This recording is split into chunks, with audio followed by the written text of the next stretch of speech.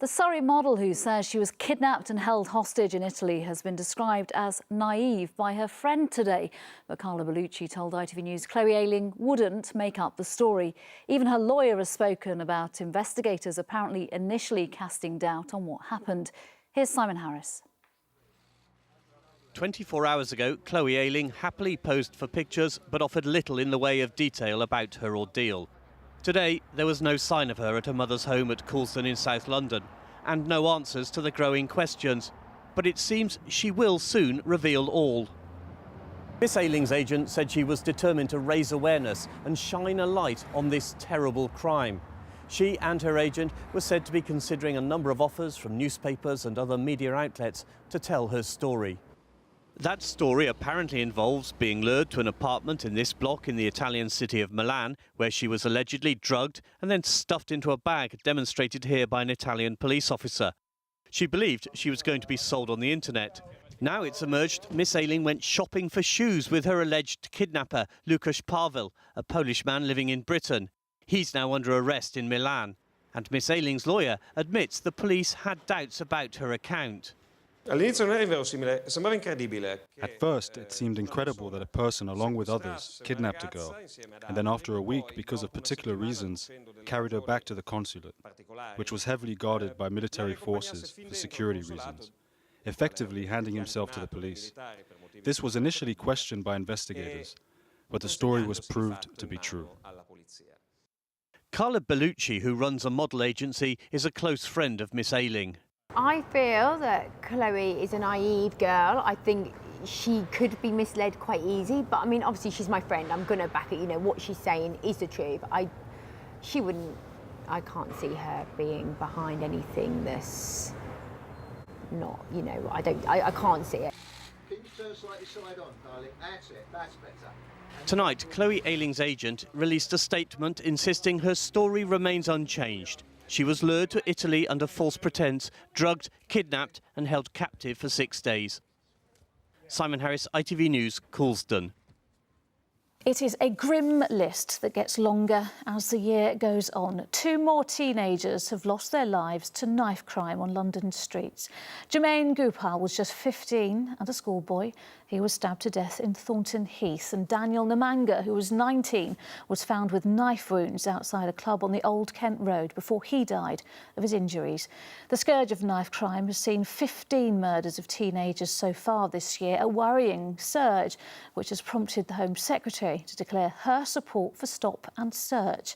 It is a measure that Jermaine Gopal's family also back, as Simon Harris reports. He was a fun-loving person. He wasn't a target. It was wrong place at wrong time. Once again, the family of a London teenager is struggling to come to terms with a senseless crime. This is the rain-lashed pavement at Thornton Heath, where 15-year-old Jermaine Gopal was stabbed to death just before midnight. Today, his father and sister spoke to ITV News. It's beyond words.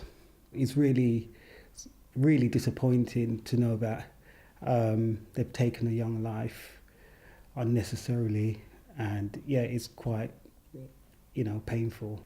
Jermaine always was aware that he shouldn't be involved with gangs, and he knew that he shouldn't have any type of involvement. It's unfortunate because sometimes you have friends that may be involved and they be in school, maybe be in school or college. You don't know, and you may just be talking to them one day and something will happen. Jermaine had ambitions to be an architect or gas engineer. Last night he was on his way home from the cinema when he was attacked. Jermaine Gopal is the 15th teenager to be murdered in London this year. He died on the same day another teenager was also stabbed to death in another part of South London. Daniel Namanga, a 19-year-old rugby-playing student, died during what police say was a disturbance at 2 o'clock in the morning. It happened outside a nightclub on the Old Kent Road in Peckham. 6 people were arrested on suspicion of murder. The rising tide of teenage killings has reopened the debate on stop and search, with the Home Secretary apparently backing increased use of the controversial tactic. The family of the latest victim agrees. They definitely need to do more stop and search. I do not disagree. I know that the police are doing what they can, but it's also for the parents to come forward and try and help their children at the same time come off the streets, and even if it's just checking what they're wearing or checking what they've got on them before they go out, that's important.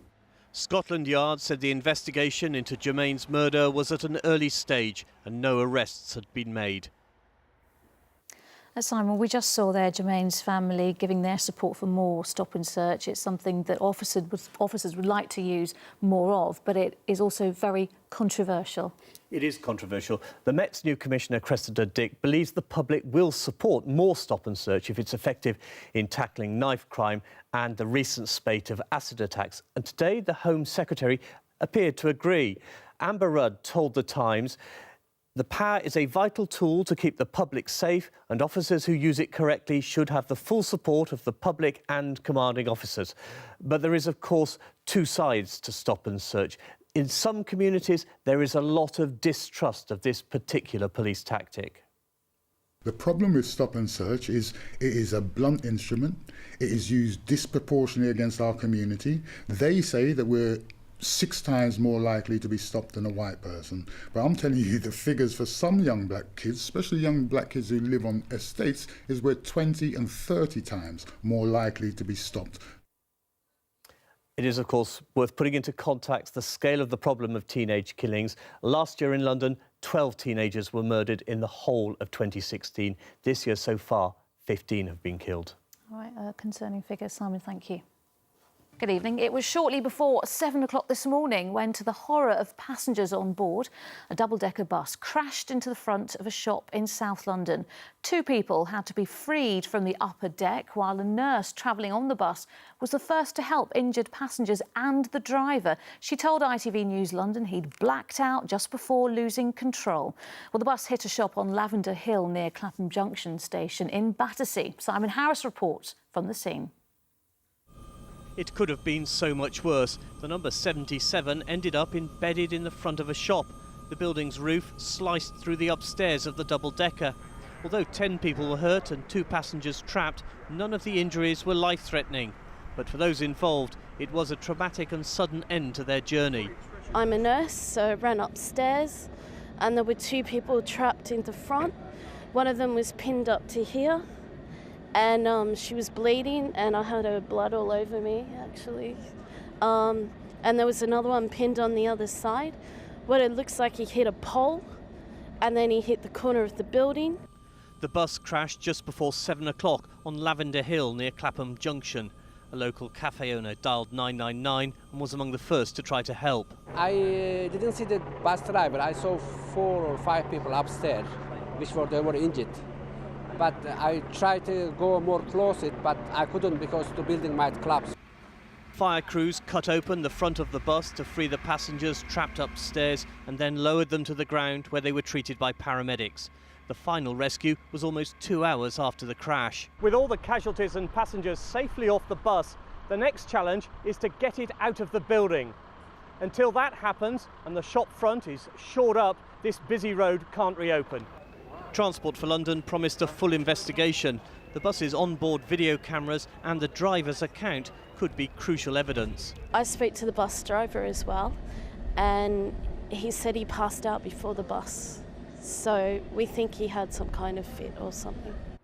Finally and slowly, the bus was winched from its resting place, revealing the full extent of the damage and underlining once again the part played by luck in limiting the casualties.